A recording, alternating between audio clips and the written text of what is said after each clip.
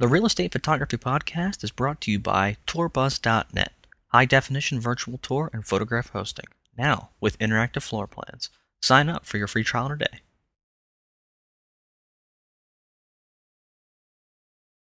Hello and welcome to the Real Estate Photography Podcast with Mike Miriello. Today we're going to be talking about an exterior tip, and in the past exterior tips we've often alluded to the height as part of the composition. And we're actually going to not talk about height right now. We're going to assume that your camera is elevated in one way or another. In fact, what I want to talk about is the horizontal composition and how perspective changes the impression of a house.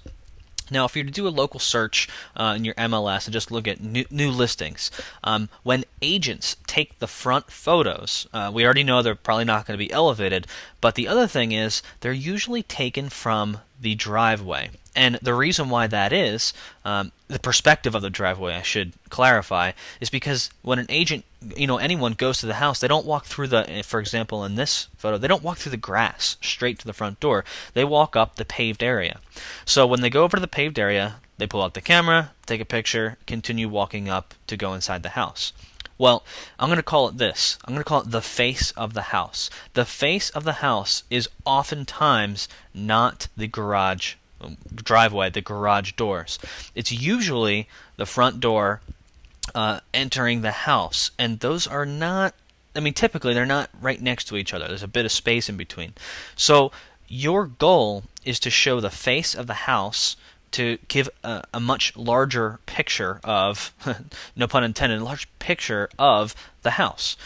So what I've done here is I've taken this house and I've taken 4 different photos from various perspectives, just like I did with height. I just did it with the horizontal composition. So we're going to look at the first one here, which is, I won't give any input as to whether I like it or I don't till the very end.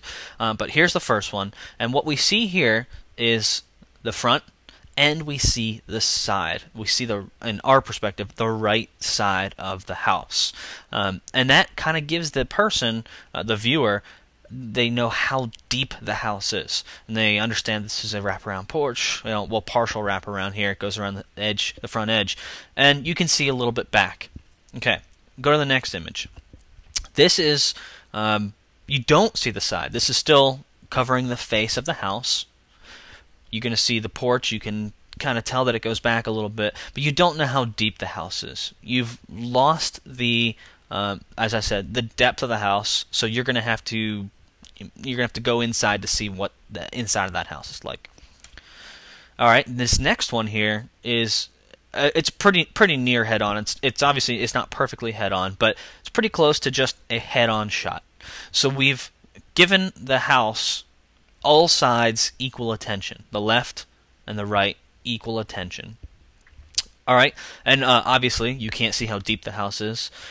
You're losing a little bit of that background, the mountains or the other houses in the subdivision here. All right, let's go over to the last one. We've now given the most attention to the garage side of the house. Once again, we don't know what's behind it. We can see to the left of it, but really the best views were on the far right. So the garage here is the most important, according to this shot. So let's work backwards from here on back. Now I'll interject my opinion. I don't think this is a good shot unless you're trying to showcase the garage. And I'm going to rephrase. Let's say I don't think this is a good shot for your one exterior image. If you only have one exterior image to show off, I don't think this is the one, simply because the garage is not the feature of the house. Yes, it's got nice stone, but this is not the face of the house. We go back to the head-on shot. Like I said before, I was alluding to it by saying we've given equal attention to both sides here, the left and the right. Still, there's more information to be had. We come over here, we're getting more information as to how the garage is kind of protruding from the body of the house. You can actually see some of the front doors covered by that tree. You see some more background hills on the back right. Nice. And we'll go back to the original. This one shows probably the most information in terms of the garage from left to right: garage, porch, front door, depth, background. Except for that pickup truck, I'm not a big fan of that.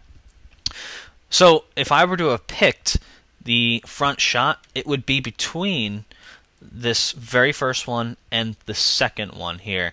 The second one has its added bonus of you're not seeing the houses behind, you are seeing the hills. Sorry, you're not seeing, I'm pointing with my finger again, you're not seeing this house or this house, and you're seeing the hills in this shot. But, you know, this one this one gives more information. This one tells you a little bit more about the house. I guess the real moral of the story is take this one and this one, deliver them both to the agent, and let them decide. It's always good to give your agent an option. Puts them in the driver's seat. I think that's it. So that's on horizontal composition of the exterior shot of the house. Well, thanks for listening. Have a good one.